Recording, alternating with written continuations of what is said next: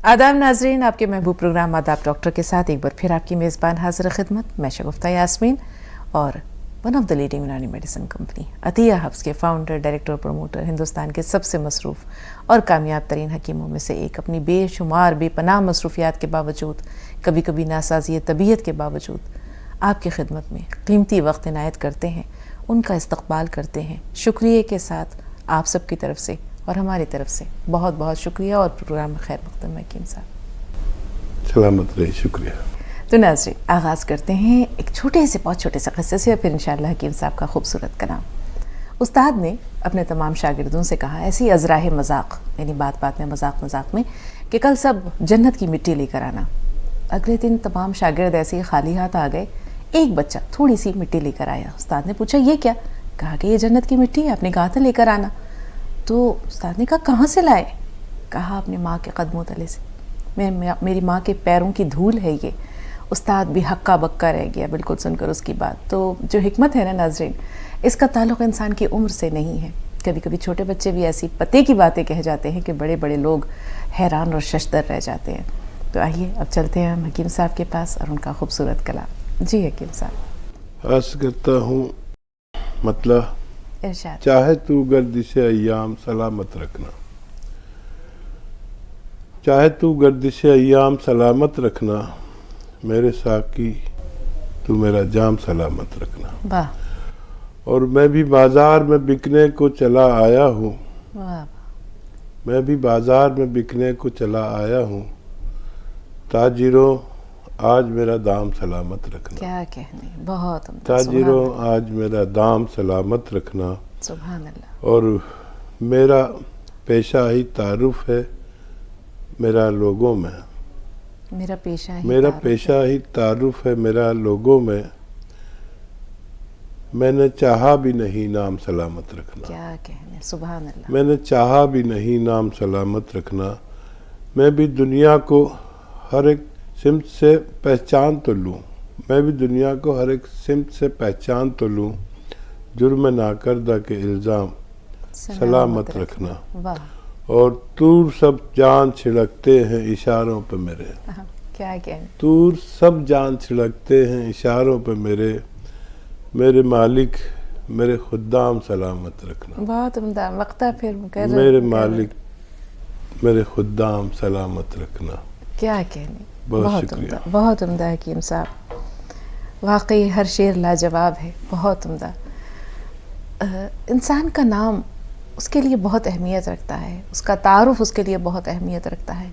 लेकिन जो मोहब्बत इंसान को मिलती है तोहफे के रूप में, जो दुआएं मिलती हैं तोहफे के रूप में, वो बड़ी अनमोल होती है। हकीम साहब, कैसा महसूस होता है आपको जब लोग आपको झोली भर भर कर दुआएं देते हैं, मोहब्बतें वारफ्तगी आप पर लुटाते हैं?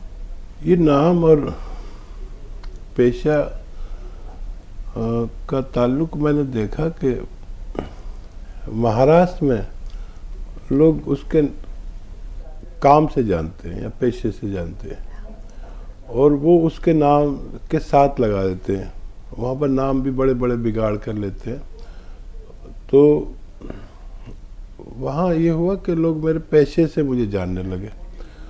और अगर मैं ये कहूँ मैं सुलेमान बात कर रहा हूँ तो लोग पूछते थे कौन सुलेमान, आज भी यही हाल है। और अगर मैं ये कहूँ कि हकीम सुलेमान बात कर रहा हूँ तो लोग एकदम खुश हो जाते हैं और घबरा के अरे अरे बोली। मैं कोशिश करता हूँ कि अपना खाली नाम बताऊँ, सुलेमान बात कर रहा हूँ, सुलेमान अर्ज़ कर रहा हूँ। तो कौन सुलेमान, वो बड़ा परेशानी होती है। फिर मुझे बाद में बताना ही पड़ता है कि मैं हकीम सुलेमान बात कर रहा हूँ, तो एकदम आदमी पहचानने लगता है। तो ये बात मैंने कही है कि मेरा पेशा मेरा तारुफ बन गया, और मैं अपना नाम सलामत रखना भी नहीं चाहता क्योंकि पैसे से लोग मुझे पहचानते हैं। अब दुआएं तो दरअसल हमदर्दी है। दुआएं तो निकलनी चाहिए। कुछ ऐसे काम हो जाएं, कुछ ऐसे मशवरे कामयाब हो जाएं हमारे अवाम के लिए कि उनकी तकालीफ दूर कर दीजिए। दुआएं तो झोली भर भर के मिलेंगी।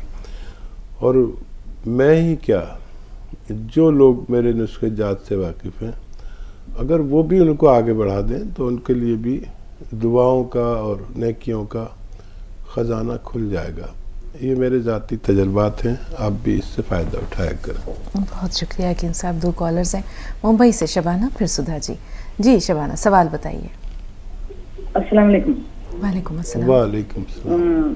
जी, मेरा सवाल ये है कि मेरे को किडनी में 3 एम का और 4 एम का पत्थर है। मैं मोबाइल रखूंगी, उसके बाद आप जवाब दीजिए, क्योंकि मैं भूल गई थी 2 मिनट के बाद वो टीवी चालू किया, आवाज बढ़ाया। जी। और मेरे को फिश में थोड़ा वो है, बबल जैसे दिख रहे हैं। मैंने एक गायनेकोलॉजिस्ट को भी बताई, तो बहुत पैसा खींच ली उसने। जो रिपोर्ट देखी है तो पहले फीस भी ले ली, फिर बाद में 2-3 टेस्ट कराई तो उसने 1000 रुपये खींच ली। फिर और एक डॉक्टर को बताई MBBS, तो उन्होंने भी 1000 रुपये खींच लिया, टेस्ट करवाए सब। तो खैर फिर भी मैं डॉक्टर को भी बताया, आपका तो नुस्खा मैं लेती हूँ, और मैं तो आपके साथ 13 साल से जुड़ी हूँ, जब से मैं मुंबई में आई। 8 साल पहले मैं तो आई भी थी। ये हम नुस्खे लोगों को बताती भी है। ये तो आप लोगों का जो आपका है चैनल है, ये सब जो खिदमत कर रहे हैं, दाई में खिदमत है, और आपकी आखिरत का सौदा हो गया ये। और आप अकेले एक मुसल्ले पे दुआ करते हैं हकीम साहब, लेकिन आपके लिए लाखों करोड़ों लोग दुआ कर रहे हैं ना। तो सुबह के टाइम तो प्रोग्राम रखना ही रखना है आपका। रिटायरमेंट का तो बिल्कुल आप नाम मत लीजिए प्लीज। उससे हौसला मिलता, हमको हिम्मत मिलती, हमारी परेशानी में भी आपकी बातें हमको मदद करती। और मैं ये पूछना चाह रही थी कि गोंद सिहा, नमक जैतून और सोडा और अलसी, ये चारों एक साथ ले सकते क्या? और दूसरा सवाल ये कि बादाम खा सकते क्या? किडनी में स्टोन है तो क्या खाना और क्या नहीं खाना, ये बताइए। तो आपके लिए तो बहुत अच्छे फीडबैक आते। मैं तो हर प्रोग्राम देखती, बल्कि तो मैं, मेरा बैंक में इतना बड़ा पैसा अटका है तो मैं नहीं जा रही। एक के बाद कंटिन्यूस आपके जो प्रोग्राम आते हैं मैं यहीं लगे रहती हूँ। अब तो मैंने आदमी को चिल्लाई हूँ कि बस घर में फल फ्रूट और ड्राई फ्रूट लाएंगे, और अब काम वाली भी रख लेंगे पकाने वाली, तबीयत खराब है तो। और मैं टीवी के मुंह से बैठे रहती हूँ, 4 बजे रात से जगती हूँ। माशाल्लाह सबके लिए दुआएं करती हूँ। हम तो पहले ये बोला जाता है हदीस में कि अपन अपने आप के लिए दुआ करें, फिर अपने बच्चों के लिए, रिश्तेदारों के लिए, सबके लिए। लेकिन यहाँ तो हकीम साहब के लिए लाखों हाथ उठ रहे दुआओं के लिए। जो आप ये कार्य खैर कर रहे हैं, ये अनमिट है। मैं जब बोलती हूँ तो समझ में नहीं आता मैं क्या बोलूँ, कैसा बात करूँ। एकदम इतना जज्बाती हो जाते हैं हम लोग। और शगुफ्ता आप भी बहुत दुआओं के लायक है, और आधा असर तो आप में हकीम साहब का है। माशाल्लाह, अल्लाह ताला उनको सेहत तंदुरुस्ती दे कि हमारे लिए आए बैठे, वही काफी है कि वो हमारे लिए इतनी अच्छी बातें करते हैं हौसले मन की। तो हमारे को बहुत तसल्ली होती है, बहुत अच्छा लगता है। हम दूसरे व्यूअर्स के मुकाबले इतने अच्छे नहीं है, लेकिन जो दयावंती है और जो दूसरी कल एक लेडी आई थी जो टीचर थी, जो इंग्लिश में भी बहुत अच्छा इंग्लिश में बात कर रही थी, वो बहुत अच्छी, तो वो बहुत अच्छी। और ऐसा ही नहीं है कि हमारी मिल्लत के लोग जुड़े हैं, हर लोग जुड़े हैं हकीम साहब से, और सब भी दुआएं दे रहे। दुआ रूह से निकलती है गुफ्ता, दुआ जो है ना ये रूह से निकलती है। ये इसमें जबान का जरिया बना दिया अल्लाह ताला ने। मैं भी एक टीचर रह चुकी हूँ, MA हूँ उर्दू से, BEd हूँ, मैंने पढ़ाई हूँ अपने मुल्क में 15 साल, मेरी 11 साल की बेटी है। मैं तो ये दुआ करूंगी, सभी कायरीन जो मुझे सुन रहे हैं, प्लीज मेहरबानी करके मेरा नाम लेके दुआ कीजिए। मुझे बहुत बीमारी हो गई, अभी तक शुगर नहीं थी, शुगर भी निकल गई, किडनी भी स्टोन हो गया, और यूटरस में भी बबल्स आ गए। मैं हिम्मत नहीं हारती, मैं बहुत बोल्ड लेडी हूँ, बम्बई में रहती हूँ, बहुत दबंग हूँ थोड़ी सी, थोड़ी झगड़ालू भी हूँ, मगर बहुत हक बात करती हूँ। बहुत शुक्रिया आपका, बेइंतहा शुक्रिया। अब हम हकीम साहब के तासुरात लेते हैं। जी हकीम साहब, इनके लिए क्या रहनुमाई है? आपकी गुफ्तगू और अंदाज़े कलाम से अगर आप नहीं भी बताएं अपने आप बारे में, तो अल्हम्दुलिल्लाह हम समझ सकते हैं कि आप बोल्ड लेडी हैं, बम्बई की हैं, और बैरून मुल्क ज़िंदगी गुजार चुकी हैं, और तमाम बातें समझ में आती हैं। और आप अच्छे व्यूअर्स में से हैं। आप अपने आप को कमतर मत बताइए। आपने जो भी बात की है बहुत तसलसल से की है और तहजीब व तमद्दुन से की है। अल्लाह आपको सलामत रखे, और ज़रूर आपके अमराज में भी फ़ायदा मुमकिन होगा। देखें, नुस्खा एक ही है, फ़ायदे सारे होना मुमकिन है। ये करें कि महाराष्ट्र में मैं रहा हूँ तकरीबन 20-25 साल। गूलर के पेड़ पाए जाते हैं वहाँ पर। गूलर आप समझ सकते हैं, गूलर कहते हैं गाँवों में। इसके पत्ते को बकरी बकरा बहुत शौक से खाते हैं। जब ईद बकरा ईद आती तो हर जगह पाए जाते हैं, जहाँ जहाँ बकरे मिलते हैं। तो इसके 2-3 पत्ते आप या तो पीस कर या चबा कर खा लें। गूलड़ के पत्ते, ये दुनिया का बेहतरीन नुस्खा माना जाता है। इससे लोगों को फ़ायदा जल्द होता है। और खाना है 3-4 गूलड़ के पत्ते दिन में 1 बार, और 2 गिलास पानी में 1 या 2 नींबू निचोड़ दें, ठीक है। और 1 या 2 चुटकी नमक ज़ैतून मिलाकर इसको पी लें। सुबह खाली पेट पिए तो बेहतर है, वरना किसी भी वक्त ले सकते हैं, लेकिन पूरे दिन में एक ही खुराक लें। 1 दिन, 2 दिन, 4 दिन से 10 दिन तक कभी भी आपकी पथरी बाहर आ जाएगी, ऐसा मेरा तजर्बा है। और दर्द हो तो दर्द की दवाएं साथ में रखें, ज़रूरत पड़े तो इंजेक्शन भी लगवा लें। वो पथरी जब निकलती है तो तकलीफ़ देती है, उस वक्त अपने मालिश से इंजेक्शन या दवा लें फौरी तौर पर। और जो बबल्स आ गए हैं उसके लिए एक नुस्खा, गोंद चिलगोज़े का एक गोंद आता है असली में, और एक चुटकी में जितना आ जाए, ये रॉ मटेरियल है, ये खा लें और पानी पी लें, बस काफ़ी। रोज़ाना 1 खुराक लें, बहुत जल्द आप तंदुरुस्त होने वाली है। और बड़ा अच्छा लगा आपसे बात करके, माशाअल्लाह। अल्लाह आपको सलामत रखे, और मैं भी दुआ करता हूँ कि आप रोग मुक्त ज़िंदगी गुजार सकें इंशाअल्लाह। गोंद से या नमक ज़ैतून सोडा अलसी चारों चीज़ें साथ ले सकते हैं? हाँ, ये सब चीज़ें एक साथ ले सकते हैं जी। बादाम ले सकती हैं ये? बादाम अगर किसी को कब्ज़ ना करे तो बादाम खाना अच्छा है। बादाम जितने बारीक पीस लो उतना फ़ायदेमंद है। और जिन लोगों को बादाम कब्ज़ करता है उनको चाहिए कि बादाम का तेल भरोसे का हो, 2 चम्मच सालन में या दूध में मिलाकर ले लिया करें। बेहिसाब तवानाई और अमराज से लड़ने की ताकत, हड्डियों की मजबूती, दिमाग और आँखों की रोशनी के लिए बहुत बेहतर होता है। वक्त हो रहा है एक ब्रेक का, मिलते हैं वक्फे के बाद।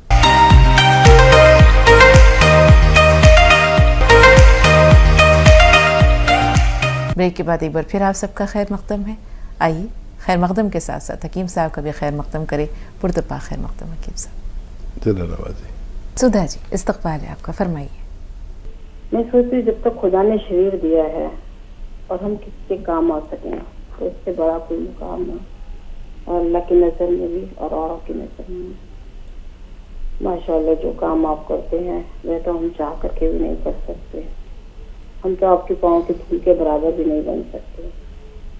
रही बात आपकी तबीयत की, हर समय आप करोड़ों लोगों की दुआओं में रहते हैं, उन्हें तो कुछ हो ही नहीं सकता।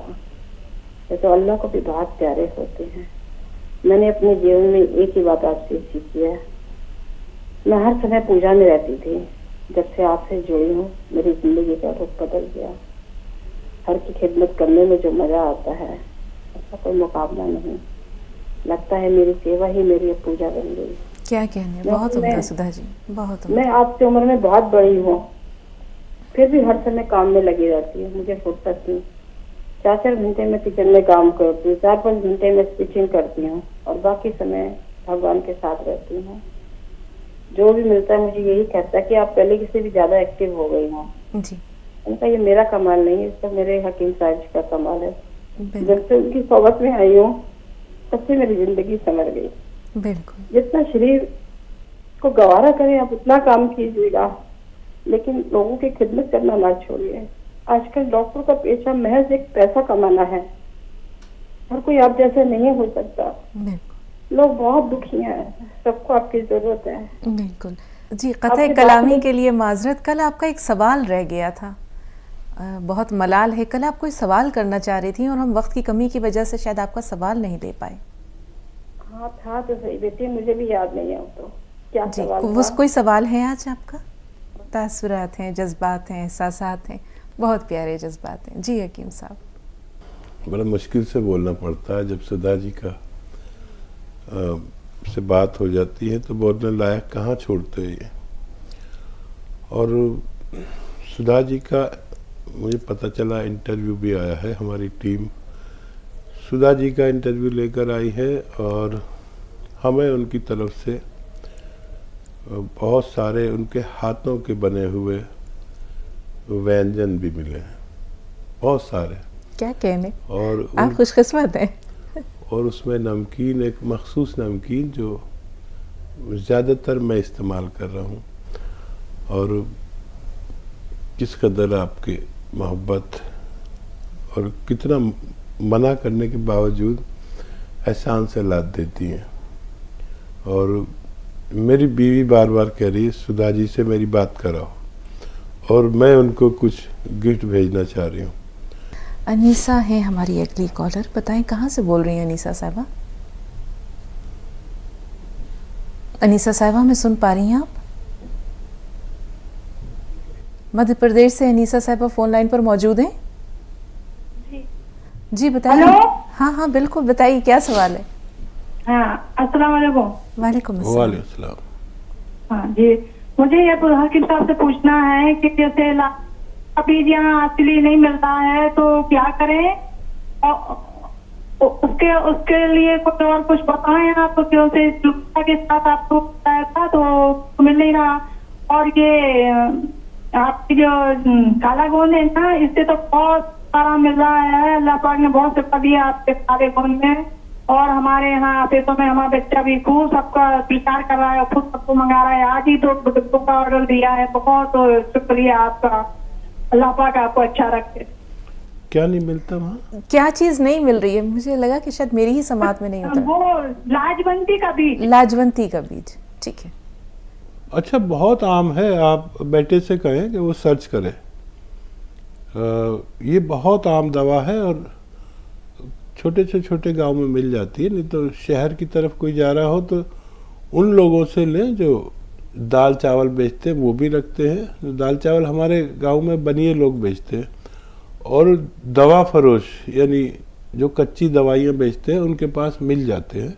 आप उन्हें आसानी से हासिल कर सकते हैं। शायद आपके यहाँ पर इसको कुछ और कहते हैं, तो बेटे से कहिए कि ये सर्च करें कि और कौन आपके यहाँ पर कौन सी लैंग्वेज में क्या कहा जाता है। आपके यहाँ जो ज़बान बोली जाती है, हर इलाके का अलग कुछ कहते हैं, हर इलाके में दवाओं को, ये मैं जानता हूँ।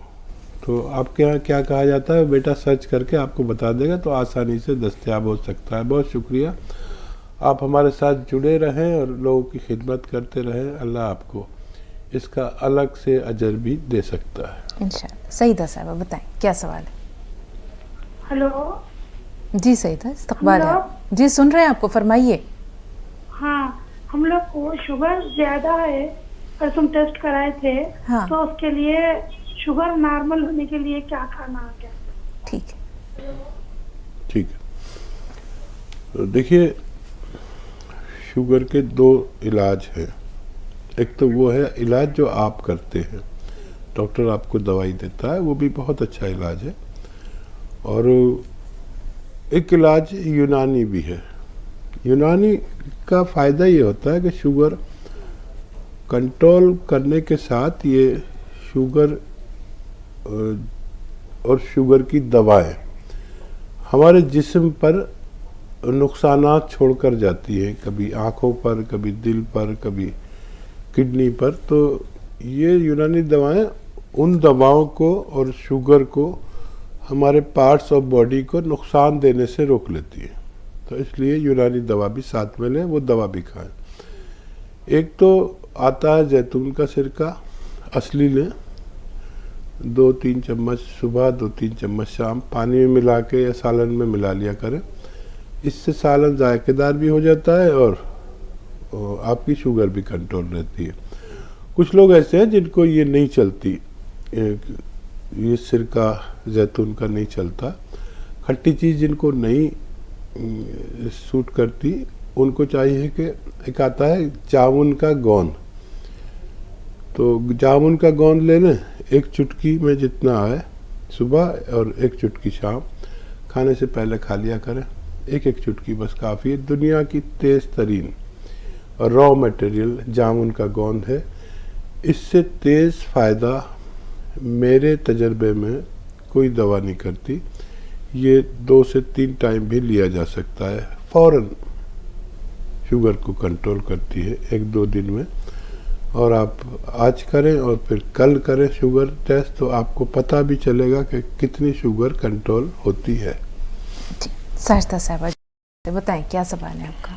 जी अस्सलाम वालेकुम। वालेकुम सलाम। जी हकीम साहब, हम देखते हैं कि आप टेंशन बहुत ले रहे हैं। हमको बहुत दुख लगता है आपको टेंशन देख करके। अच्छा, मेरी टेंशन से? जी, आप इतना टेंशन न लिया करें। हाँ, दरअसल साजिदा आप अपना सवाल कर लीजिए, फिर मैं जवाब दूंगा। जी, सवाल ये है कि एलोवेरा के लिए आपने कल बताया था, तो एलोवेरा और एलवा में क्या फ़र्क है? आपकी किताब नुस्खा जात सुलेमानी में एलवा का जिक्र है, एलोवेरा का नहीं है। क्या ये दोनों चीज़ें अलग अलग हैं या एक ही हैं? और विटामिन सी के लिए एलोवेरा किस तरह लेंगे? ठीक है।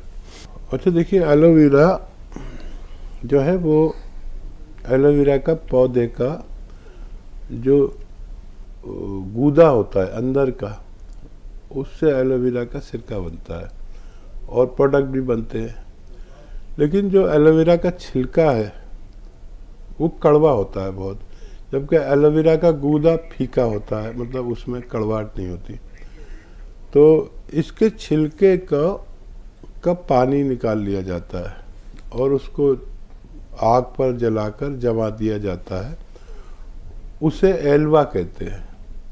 और ये कड़वा होता है गोंद स्याह की तरह। तो बेईमान लोग एलवे को गोंद स्याह की जगह पर बेचकर पैसे कमाते हैं, लेकिन वो गोंद स्याह नहीं है, एलवा है जो पेट के इमराज में काम आता है। और उसमें विटामिन सी नहीं होती और इसमें विटामिन सी होती है, और वो भी विटामिन सी गर्म किस्म की। ज़्यादातर विटामिन सी ठंडे मिजाज की होती है, लेकिन इसमें जो विटामिन सी है ये गर्म मिजाज की है। और इसका हलवे के रूप में भी बनाया जा सकता है। एक मार्केट में आता भी है हलवा गीगवार कहते हैं एलोवेरा को हमारी ज़बान में। तो हलवा गीगवार भी बनाने का तरीका है और मार्केट में बना बनाया भी लोग बेचते हैं। बेहतर ये कि खुद बनाया जाए, मेरी कोशिश रहती है। और मैं फ़िक्र में इसलिए हो गया कि मेरा अस्पतालों से कम वास्ता पड़ता है, और जब मुझे ज़रूरत पड़ी तो मैंने आपसे शेयर किया था कि मेरे साथ सारी गलत तशख़ीस, गलत तजवीज़, गलत ऑपरेशन, गलत सब कुछ कर दिया।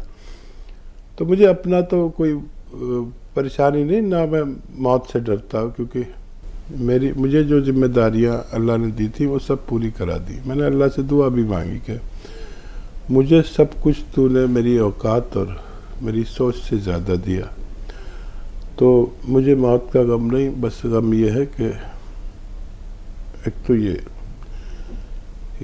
निज़ाम अस्पतालों का अच्छा हो जाए। ये लोग जो इतनी तकलीफ़ में हॉस्पिटल जाते हैं और वहाँ पर डॉक्टर्स की जो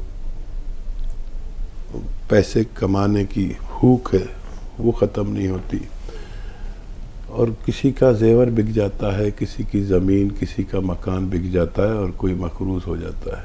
उनसे बच गया। लेकिन मेरी जगह कोई ऐसा भोला भाला जो डॉक्टरी के बारे में कुछ भी नहीं जानता, उसको तो हलाल कर ही देते, और कर रहे होंगे। बस मैं इसी गम में मुब्तला हूँ कि सब बहुत तकलीफ़ दे रहे होंगे, लोगों के हालात ख़राब हो जाते होंगे, लोगों का मकान बिक जाता होगा, ख़वातीन के जेवर बिक जाते होंगे। उन्हें क्या पता कि क्या कर रहे हैं वो।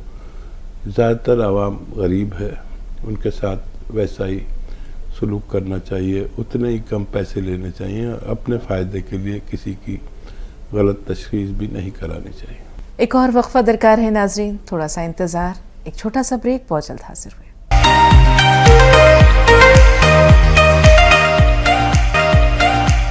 ब्रेक के बाद एक बार फिर आप सबका इस्तकबाल और एक बार फिर खुश आमदीद कहना चाहेंगे हकीम सुलेमान खान तूर साहब को। तमाम नाज़रीन की तरफ से मोहब्बतों भरा सलाम एक बार फिर। जज़ाकल्लाह खैर, शुक्रिया। हकीम साहब, मसीहाई का पेशा बड़ा मोतबर पेशा था। हम ये देखते हैं कि एक ज़माना था कि लोग जो है वो अतिब्बा की यूँ इज़्ज़त किया करते थे कि वो खुदा के एक मैसेंजर, एक नायब के तौर पर, एक मसीहा के तौर पर, या उनकी मुश्किलात को हल करने के लिए अल्लाह ताला ने भेजा है। आज जैसे ही आप जैसे हालात बता रहे हैं, उसमें मसीहाई कहाँ रह गई? क्या खुदा को ये लोग मुंह दिखाएंगे? हम ये सोचते हैं कि हर इंसान जो है वो जवाबदेह है। अल्लाह ताला ने कहा भी है, रसूल पाक सल्लल्लाहु अलैहि वसल्लम की एक हदीस भी है कि तुम सब निगरान हो और तुमसे तुम्हारी रईयत के बारे में, जो मातहत अमला है या जो लोग तुम्हारे संपर्क में, तुम्हारे राब्ते में आते हैं, उनसे सवाल किया जाएगा। तो दयानत रही नहीं, अमानत रही नहीं, सदाकत रही नहीं, तो रहा क्या? एक्चुअली इसका भी फ़र्क हो गया कि इसमें हमारी भी गलतियां हैं, वालिदैन की भी गलतियां हैं और इस कौमों की भी गलतियां हैं। कुछ पैसे ऐसे हैं जिन्हें तिजारत नहीं बनाना चाहिए था, और उन लोगों को करना चाहिए जो अपने पास से रकम लगा के लोगों का भला कर दें। इसमें ताजिर लोग आ गए, और ये शिक्षा का है, तालीम का शोबा है, या तिब का शोबा है, हिकमत का, डॉक्टर्स का शोबा है। तो ये पहले हासिल किया जाता था, अब खरीदा जाता है। बिल्कुल। जब आदमी किसी चीज़ को खरीदता है, जैसे ये गिलास रखा है, तो जब उसे हासिल करता है तो उसकी कदर होती है, जब खरीदता है तो वो उससे ज़्यादा पैसे में उसको बेचना चाहता है। बस ये हो गया। तो इल्म देखना यह है, इल्म आपने हासिल किया है या ख़रीदा है। ख़रीदे हुए इल्म से मोहब्बत की रोशनी नहीं निकल सकती, ऐसा मेरा मानना है। परवीन साहबा फ़ोन लाइन पर हैं। माजरत, किस्सा थोड़ा तवील हो गया था। जी बताएं, क्या सवाल है? परवीन साहबा हमें सुन पा रही हैं? हाँ जी, हाँ जी बताइए। जी, मेरे 3 सवाल है। जी। मेरा पोषण की हाइट नहीं बढ़ रही, और मेरे जो है सफेद धब्बे है।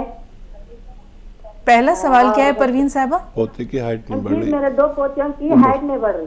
हाँ, उम्र बता दीजिए, बच्चों की उम्र बताइए। पोते की 6 साल है कि 4 साल है? ठीक है। और सफेद दाग किसे है? जी, मेरी भाभी को है सफेद दाग। ठीक है। तीसरा सवाल?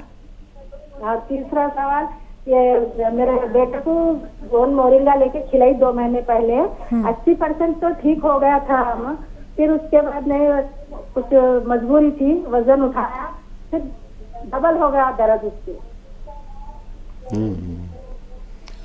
गोंद मोरिंगा नहीं होगा, गोंद सियाह का कहा होगा। सियाह। हाँ,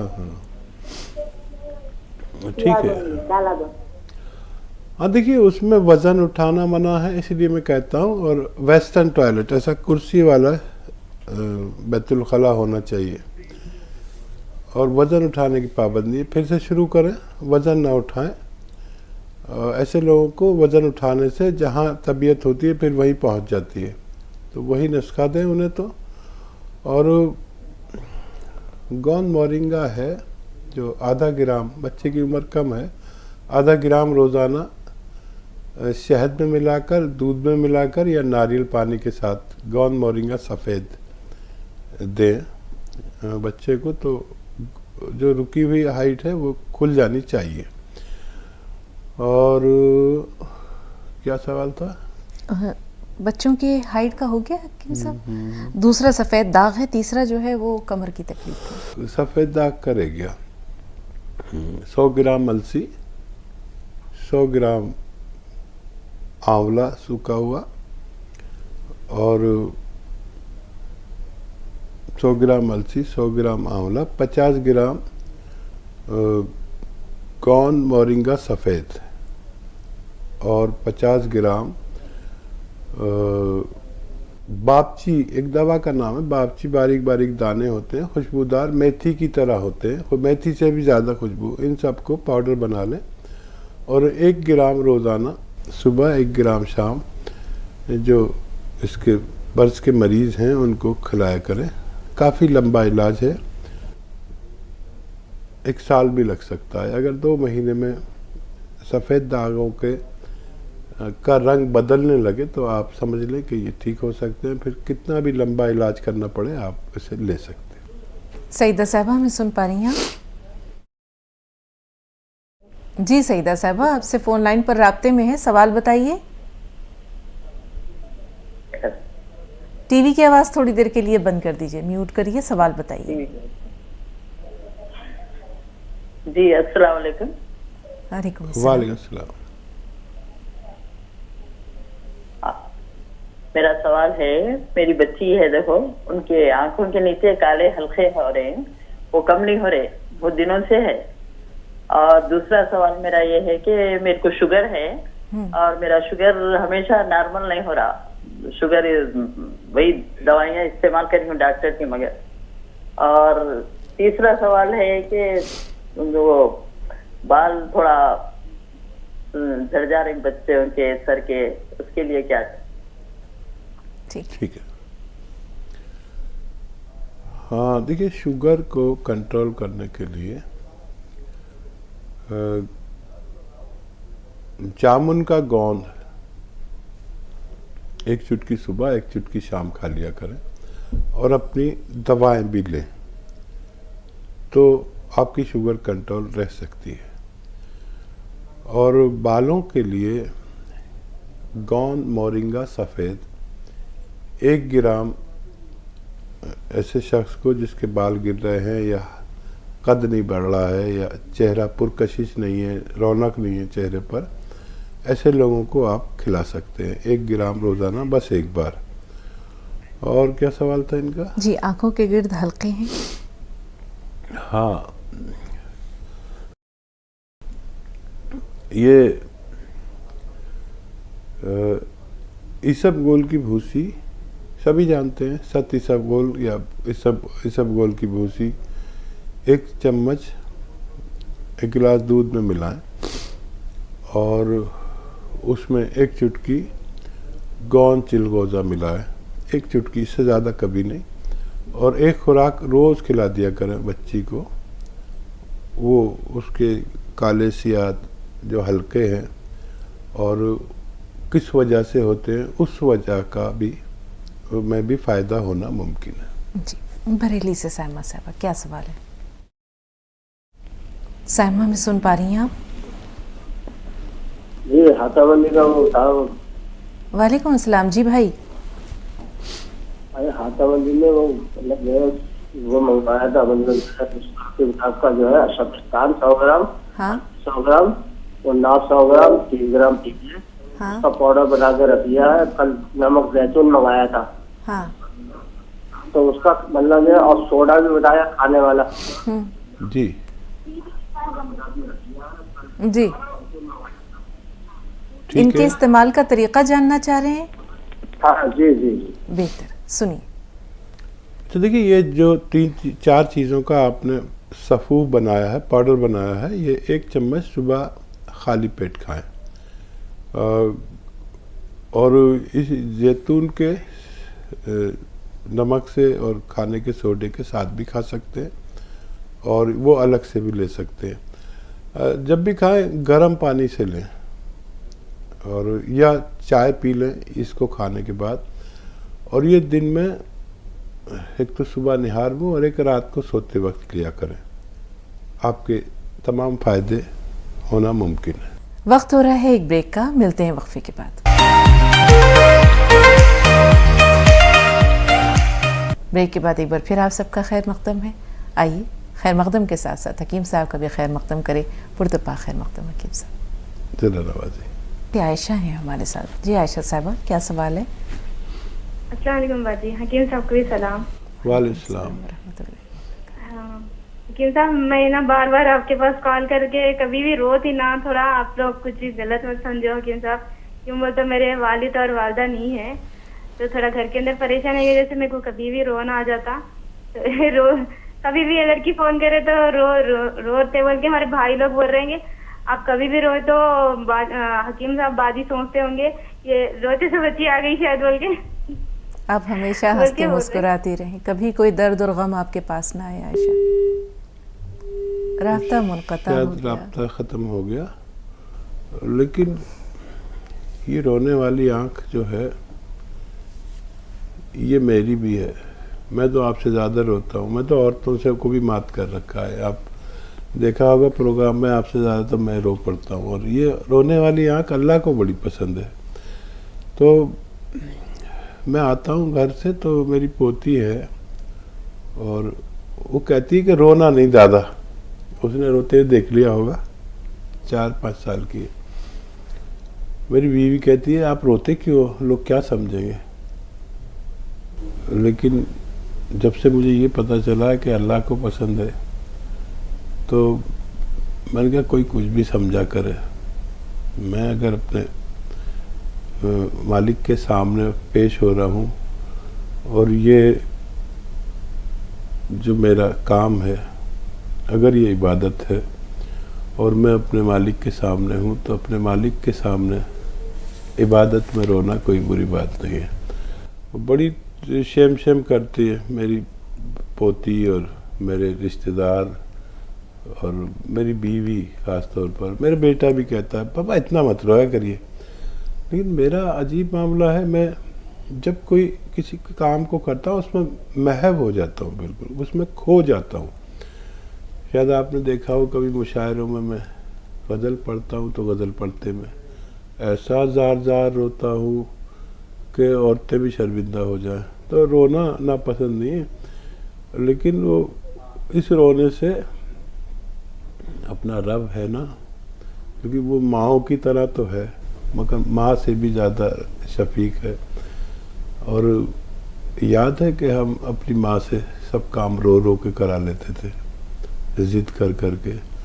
तो ये भी उस टाइप का ही है जो हमारे माँ बाप की तरह का। तो इससे काम कराने के लिए आँख के आंसू की पेशी होना बहुत ज़रूरी है। बिल्कुल यकीन साहब, हमारा रब, आपका रब, तमाम लोगों का रब, वो तो बंदे की शहरक से भी ज़्यादा करीब है। हज़रत मूसा अलैहिस्सलाम कोहे तूर पे जा रहे थे, रास्ते में एक शख्स को देखा, चरवाहा था, भेड़ बकरियां चरा रहा था और अपने यहाँ बैठे बैठे बड़बड़ा रहा था कि ए अल्लाह ताला तू मेरे पास आता तो मैं तेरी कंघी करता, तेरी जुएँ निकालता, कपड़े मैले होते तो कपड़े भी धो देता, तुझे ये पका के खिलाता, वो पका के खिलाता। हज़रत मूसा अलैहिस्सलाम ने कहा अरे ये तुम किसकी शान में ये बातें कर रहे हो, क्या रब को, हमारे अल्लाह को इन चीज़ों की ज़रूरत है? तौबा करो। उसे कह के हो गए हज़रत मूसा अलैहिस्सलाम कोहे तूर पे। अल्लाह ताला से जब हम कलाम हुए, अल्लाह ने कहा मूसा तूने मेरे एक बहुत प्यारे बंदे को नाराज़ कर दिया है, जा पहले उसे मना करा। हज़रत मूसा अलैहिस्सलाम फ़ौरन उतरे कोहे तूर से।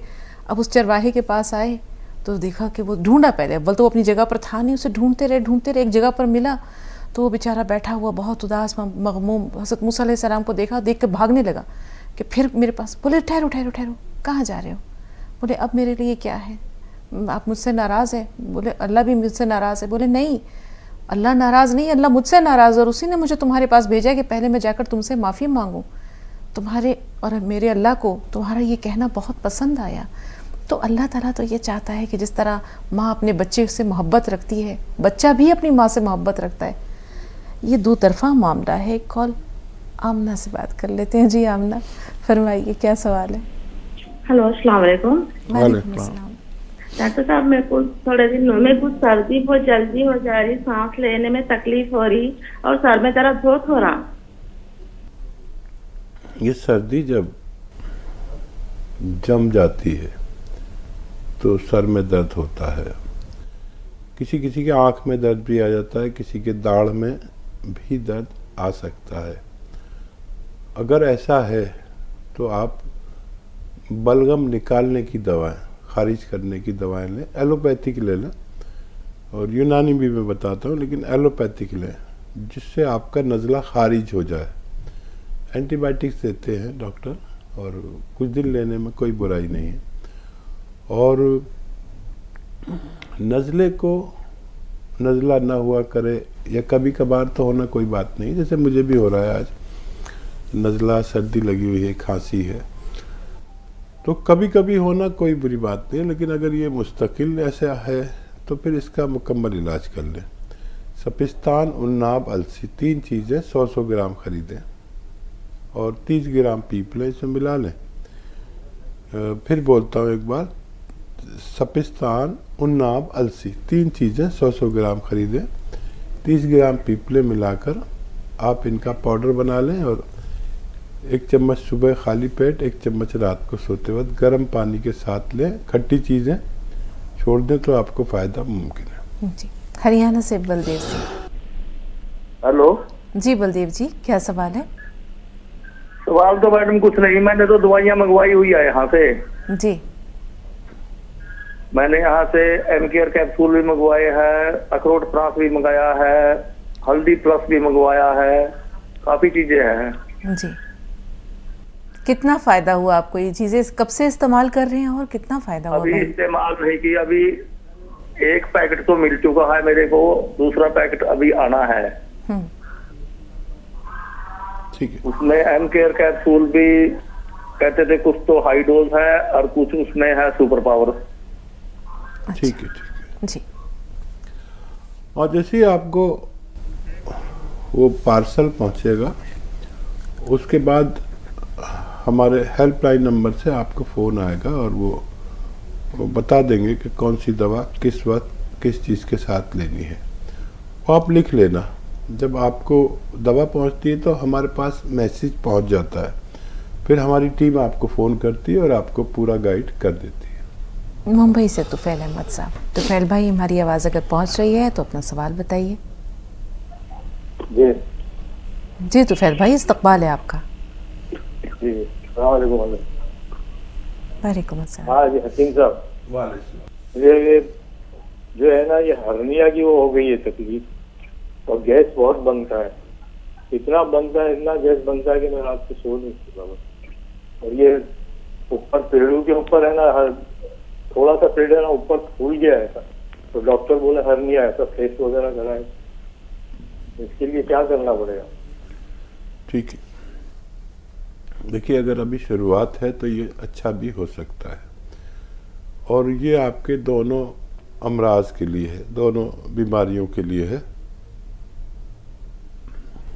ये नुस्खा बहुत मशहूर भी है, मैं सब हो सकता है आपकी डायरी में भी लिखा हो, अगर आप डायरी लिखते हैं मेरे नुस्खे जात के तवस्सुल से।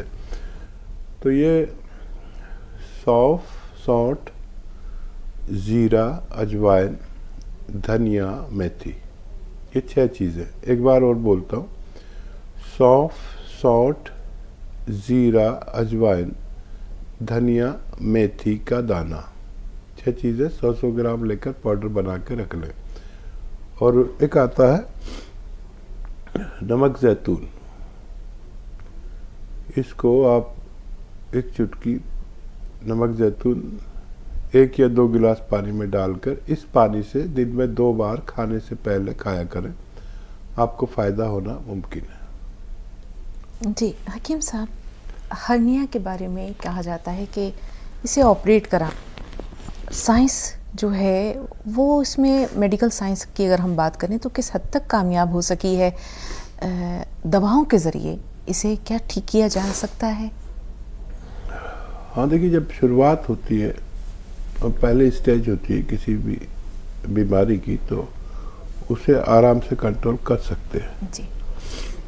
और जब वो हद से तजावुज़ कर जाए तो फिर मुश्किल हो जाता है, और अगर वो दवाओं के हदूद से बाहर निकल जाए तो फिर ऑपरेशन बेहतर है। ये तय करना ज़रूरी है कि हर्निया किस नौइयत का है। अगर शुरुआत है तो उसने अभी जाली क्रॉस नहीं की, हमारे पेट में ऐसे जाली सी होती है जिस पर हमारी आंतें रखी हुई होती हैं। कभी कभी ये हर्निया उस सूरत में होता है कि ये आंतें ज़ोर लगाती हुई होती हैं कि जाली को फाड़ दें, बोझ ज़्यादा हो जाता है, बोझ ज़्यादा हो जाता है, पेट ठीक नहीं रहता। तो पेट ठीक कर दो तो ये ज़ोर पड़ना बंद हो जाता है और आदमी अच्छा हो सकता है। कभी इतना होता है कि वो जाली क्रैक हो जाती है और हमारी आंतें उसमें निकलने लगती है बाहर को, तो फिर ये करते हैं कि ऑपरेट करके जाली को सी देते हैं या दूसरी जाली डाल देते हैं इस किस्म की। तो नौयत पे है कि क्या ज़रूरी है, डॉक्टर की नीयत, नौयत और आपकी काबिलियत पे है कि आप सही फैसला ले सकते हैं कि नहीं। तंदुरुस्ती बहुत बड़ी नेमत है हकीम साहब, एक बार चली जाए या हम ये कहें कि इंसान को अगर बीमारियां घेर लें तो फिर उसे एहसास होता है कि वो वक्त जो सेहत के साथ या तंदुरुस्ती के साथ गुजरा वो कितना अनमोल था। एक कॉलर ने कहा था कि उन्हें कोई जायका महसूस नहीं होता, किस वजह से ऐसा होता है कि कभी कभी इंसान का जो टेस्ट होता है वो ख़त्म हो जाता है या वो सलाहियत मफकूद हो जाती है कि वो चीज़ों के जायके पहचान सकें? और देखिए वो जो कुव्वतें हैं ना अल्लाह ताला ने इंसान को दी है, कुव्वत शामा, कुव्वत बासरा और कुव्वत सामिया, और ये इंसान की कुव्वतें जो बज़ाहिर नज़र नहीं आती। तो कुव्वत लामसा, क्या कहने हकीम साहब, सलामत रहिए। तो वाह वाह, आपके साथ ये लफ्ज़ याद आते हैं। तो एक कुव्वत है जो जायके की है, वो चली जाती है और फौरी तौर पर इलाज कर लिया जाए तो ये वापस भी आ सकती है। तो ये सब चीज़ें बहुत हसास हैं, मतलब उधर आपने बोला, इधर कानों ने सुना, दिमाग को फ़ौरन बात पहुंचाई, खुशबू आई नाक में आई, अरे ये तो फला चीज़ बक रही है पड़ोस में। मतलब पता ही नहीं चलता, लेकिन सारे सवाल जवाब होते रहते हैं। तो इसमें से कोई कुव्वत कम हो जाए या ख़त्म हो जाए तो तब पता चलता है कि ओहो वो बोले जा रहा है, हमें सुनाई नहीं दे रहा। अब ये समाज की ताकत बहुत बड़ी है, कुव्वत जायका बहुत बड़ा है, ये सारी कुव्वतें बहुत, आम आदमी इसको समझता नहीं है, लेकिन इसका भी इलाज मुमकिन है। जी, सुनीता साहिबा हमारी अगली कॉलर है, दिल्ली से बोल रही हैं। सुनीता, बताएं क्या सवाल है आपका? आदाब हकीम साहब। आदाब मैम। आदाब। सर मुझे जानना था, ये जो बदल रहा है मौसम इतना ज़्यादा, तो सर्दी जुकाम बहुत ज़्यादा फैल रहा है, मेरी मम्मी को, मेरे पापा को और छोटे बच्चों को भी बहुत ज़्यादा हो रहा है। इसके लिए क्या कुछ नुस्खे हो सकते हैं? ज़रूर हो सकते हैं, और कभी इत्तेफाक से किसी को हो जाए साल में 2-4 बार तो ये कोई फ़िक्र की बात नहीं है। और इसके लिए नुस्खे जात भी होते हैं, और सर्दी से बचना भी ज़रूरी है। और नुस्खा ये है कि अलसी, सपिस्तान और उन्नाब, ये 3 चीज़ें 100-100 ग्राम लें। उन्नाब इसमें एक ऐसी चीज़ है जिसकी गुठली निकाल के फेंकनी पड़ेगी। और अलसी, उन्नाब, सपिस्तान डिसोड़े को कहते हैं। तो ये 100-100 ग्राम लें और 30 ग्राम पीप लें। इनको खूब बारीक पाउडर बनाकर 1 चम्मच सुबह खिला दिया करें, बस काफ़ी है। गर्म पानी से खट्टी चीज़ें छोड़ना चाहिए। और अगर कोई मुस्तकिल बलगमी मिजाज का, हमेशा नज़ला, खांसी, बलगम सीखे रहती है, उनको 6-7 महीने भी खाना पड़ सकता है। जो आर्जी मरीज़ हैं उनके लिए बहुत अच्छा है, ये आप इस्तेमाल कर सकते हैं। महेंद्र प्रताप जी फ़ोन लाइन पर मौजूद हैं आप? हाँ जी। जी, इस्तकबाल है आपका महेंद्र जी। हाँ जी, हकीम साहब से बात करा दे सर। जी आदाब, जय हिंद। महेंद्र जी बताइए क्या सवाल है, आखिरी वक्त है, बताइए, टाइम खत्म होने वाला है। हाँ सर, हम आपके बहुत फैन है सर। आप बहुत अच्छे हैं। हम आपकी दवा खा रहे हैं 2 साल से सर, बहुत अच्छी है आपकी दवा। हम गुस्टोन, गोनसिया, पी केयर और जो है वो और सिरका सब बहुत हमको फायदा कर रहा है, सब बहुत फायदा कर रहा है सर। बहुत शुक्रिया, बहुत शुक्रिया, भगवान ने आपको फायदा दिया। और कोई सवाल है? सवाल है सर, हमको पित्त जो है बन रहा है सर, इस समय पित्त बन रहा है ज्यादा, कफ नहीं, कफ में बन रहा है, पित्त बन रहा है सर। ठीक है, ठीक है। अच्छा देखिए, धनिया और सौंठ, धनिया सौंठ, सौंफ, अजवाइन, ज़ीरा, मेथी, ये 6 चीज़ें पाउडर बना लें और इसका 1 चम्मच भर के खाएं और नमक जैतून 1 चुटकी 2 गिलास पानी मिला के इस पानी से आप इसे इस्तेमाल किया करें दिन में 1 बार या 2 बार। ये धनिया, सौंफ, सौंठ, जीरा, अजवाइन, धनिया, मेथी को 100-100 ग्राम लेकर पाउडर बना के रख लें डब्बे में भर के। ये किसी के भी काम आता है। बहुत सारी बीमारियों में ये घर में तैयार शुदा रहे तो हम कभी भी इस्तेमाल कर सकते हैं। बहुत शुक्रिया आपके हमारे साथ जुड़ने का, बहुत धन्यवाद। तमाम नाज़रीन का हद दर्जा शुक्रिया फ़ोन करने के लिए, सवालात करने के लिए, रहनुमाई हासिल करने के लिए। कभी कभी आप भी फैज़ान का सबब बनते हैं, लेकिन जो फैज़ान का चश्मा है हकीम साहब की ज़ात, उनके इज़हार तशक्कुर के बगैर हमारा ये प्रोग्राम अधूरा है। तमाम नाज़रीन की तरफ से हद दर्जा ममनून व मशकूर। सेहत व सलामती की ढेरों दुआओं के साथ इजाज़त लेते हैं हकीम साहब। चलो, शुक्रिया। तो नाज़रीन, अगली मुलाकात तक के लिए इजाज़त दीजिए। आदाब।